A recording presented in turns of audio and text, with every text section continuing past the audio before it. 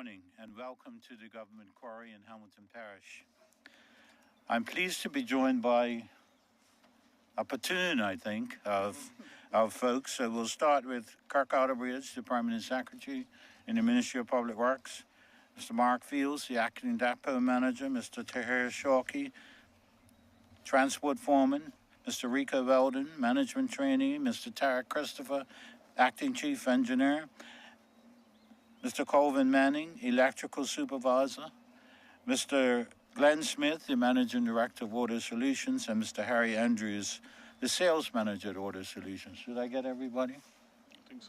Yeah, okay. The Ministry of Public Works maintains over 500 government vehicles. That 500 consists of tractors, motorcycles, heavy trucks, bulldozers, concrete mixers, and 119 GP cars, to name a few. The average age of a government vehicle is 10 plus years. And as any mechanic will tell you, the older a car gets, the harder and more expensive it is to maintain. Through the Ministry of Transport's Evolve Bermuda policy, this government is committed to an eco-friendlier future for generations to come. This initiative is intended to foster the development of the renewable energy industry in order to help Bermuda achieve its net zero goal by 1, encouraging the growth of the electric automotive market in Bermuda, and 2, reducing the number of internal combustion engine vehicles being imported. Whilst the overall draft national policy is advancing in unison with our industry partners, the Ministry of Public Works has been diligently preparing for this transition for some years now. As one of the larger procurers of vehicles on island, to lead by example, we have committed to electrifying the government vehicle fleet through a phased approach by replacing aging assets with EVs when available. A few years ago, we purchased 6 EVs as a pilot project that are currently being used by public servants, as well as the purchase of 2 electric bikes for the Bermuda Post Office under the electric motorcycle pilot program.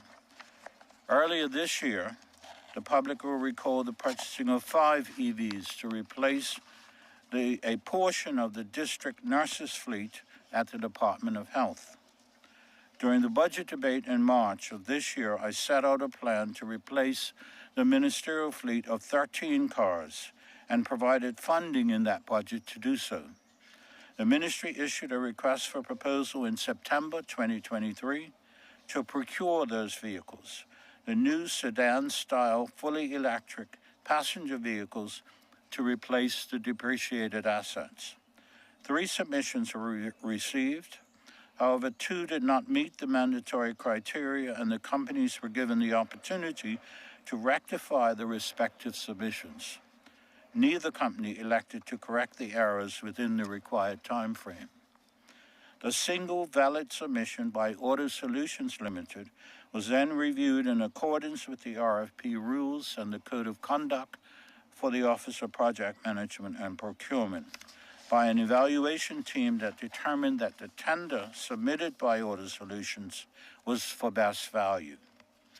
The company has displayed their understanding of the requirements and budgeted accordingly while maintaining a very competitive price. Auto Solutions offered a further 8.9% discount if the cars were paid for in advance. We accepted that offer. I won't say how much we projected the price to be, but what I will say is we are paying lower than that projection.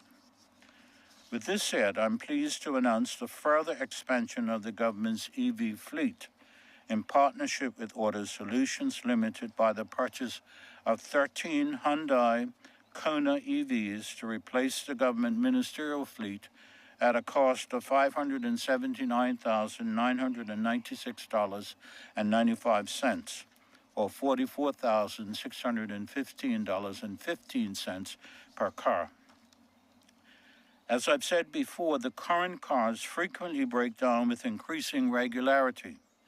Replacement parts to carry out the necessary repairs are becoming a challenge to procure due to the age of the vehicle and can take months to be imported. In fact, out of the 13-car fleet, 6 are out of service due to maintenance and repairs. The newest Toyota Corolla model vehicle used in the ministerial fleet is more than 12 years old. Last week, a minister drove into the cabinet office and the vehicle lost all transmission control. When the car was placed in reverse, it went forward. When it was placed in neutral, it went forward again. As shocking and dangerous as this may sound, this is not the first time that this has happened. About a year ago, the same issue took place with another vehicle. This car is 20 years old. With regard to the electrical infrastructure for these newly acquired assets, EV charging stations have been installed at the Sessions House parking lot. This is in addition to the charging stations already installed at the Cabinet Office and the Department of Workforce Development parking lot. With the assistance of Order Solutions, it is anticipated that these new purchases will save the government approximately $55,000 per vehicle over its respective lifetime in maintenance and fuel costs, giving a total savings of $715,000 for all 13 vehicles. Additionally, with the discount received for purchasing the vehicles in bulk, the government essentially received one free vehicle. So you will see 4 cars here today. They're behind us. The remainder will arrive 3 at a time over the next few weeks, with the next batch due on September 30th. Ministers are being introduced to the new car and provided with an orientation before being assigned one. 3 of these will be assigned to the 3 ministers that have the oldest cars, each being 24 years old. And the 4th vehicle will be used for the orientation of other ministers. Before I invite Glenn Smith, the Managing Director of Order Solutions, to speak, I'd like to take this opportunity to publicly thank his team for being an instrumental partner in this initiative, and we look forward to working with them over the next few years. The adoption of EVs supports Bermuda's environmental goals by reducing emissions and promoting cleaner air. As I said before, the lower fuel and maintenance costs will provide financial savings for the government, allowing more resources to be allocated to other endeavors. Thank you. Thank you, Minister. Thank you. All right. Thank you and good morning. Auto Solutions and Hyundai Motor Corporation are a proud partner with the Bermuda government to help drive towards a more sustainable future. We want to thank the government procurement team with whom we've worked closely for the past few months, in actual fact more than a few months, to procure these 13 denim blue Hyundai Kona SX2 EVs. Through our collaboration, we are committed to supporting the transition to eco-friendly transportation by offering a range of electric and hybrid vehicles that reduce emissions and promote cleaner air. The passage of the Motor Car Electric and Hybrid Private Amendment Act of 2024 allows us to import more electric and hybrid cars. And we're working to broaden the selection of eco-friendly vehicles we can provide to our customers and Bermuda. Together with the government, we're working to help Bermuda embrace sustainability on the road. The Hyundai Kona electric battery is 48.6 kilowatts per hour, which delivers an all-electric range of 234 miles or simply 377 kilometers. The island is approximately 23 miles long, meaning that the Kona and the minister can travel up and down, the ministers, I should say, up and down 10 times on a single charge. The charging and the battery specifics include, 1, a 220-volt charging time of 5 hours to charge from 10% up to 90%. 2, 8 to 10-year battery lifespan depending on the charging habits. 3, a 5-year vehicle warranty. Electric vehicles typically require less maintenance than the conventional combustion engine. The battery, the motor associated with electronics require little to no regular maintenance. Fewer fluids such as engine oil, need regular attention, which results in significant cost savings over the vehicle's life, as the minister has just mentioned. In addition, the Kona EV comes with some exciting technology. The interior and exterior vehicle has 2 outlets allowing you to power or charge external devices like a laptop directly from your vehicle or battery, or in some cases we've seen a fridge being charged with these vehicles. Regenerative braking systems too lets you maximize your range by using the electric motor to slow the car, which simultaneously charges the battery. And now let me touch on some of the safety features.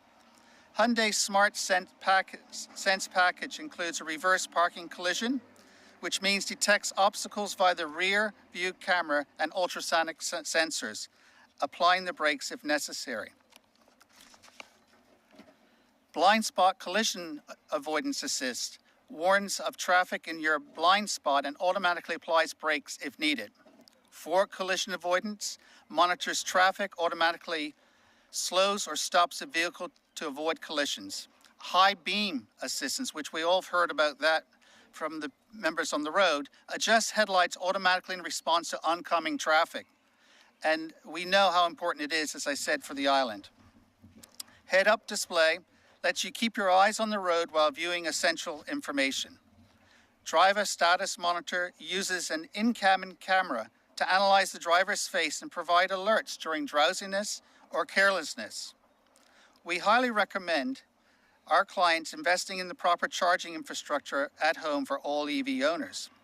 Installing home charging stations is a key step towards ensuring convenience of charging overnight and maximizing the benefits of electric vehicles.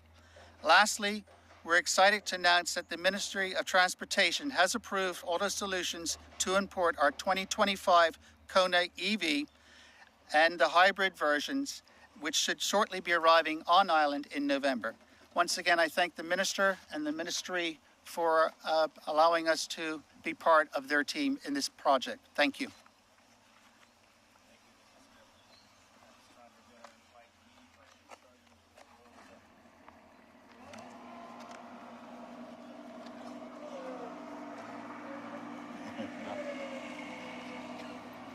Minister. Good morning. My name is Alva Solomon. I'm from the Royal Gazette. I have a question about the purchase itself. Is it a move to persuade residents or to have them think that, buying EVs is something that they should consider in the future? The short answer is yes. The government has a policy that we will cease importing what's the combustion engine vehicles by 2035. And so the government has committed to converting its fleet as and when we can to electric vehicles so that we meet our own commitment. We'll invite BBC to ask. Thank you. Elisa Bernardo with Bermuda Broadcasting News. Minister, you said you've installed additional EV charging stations to accommodate for the purchase of these vehicles. Do any of those stations utilize renewable energies, such as solar panels? I'm not hearing you. Do any of the EV charging stations that you've additionally installed accommodate for renewable energies, such as solar charging? No, is the short answer. And if this move is to chart, Bermuda into a sustainable future, are there any other green policies that you'll be rolling out in your ministry? Well, there are some that are already in train. We have solar panels that are on the government administration building and the post office. The original contract was for 4 locations. They are currently doing the bus garage in Devonshire and will shortly start at TCD. And as for the ministers themselves, do you have solar panels on your home? They what? Do you have solar panels on your home? I don't. I'm sure some of them do. Okay. Thank you so much. Great, that's it. Well, thank you, Minister Burch and Mr. Smith, for your remarks, and that concludes today's presentation.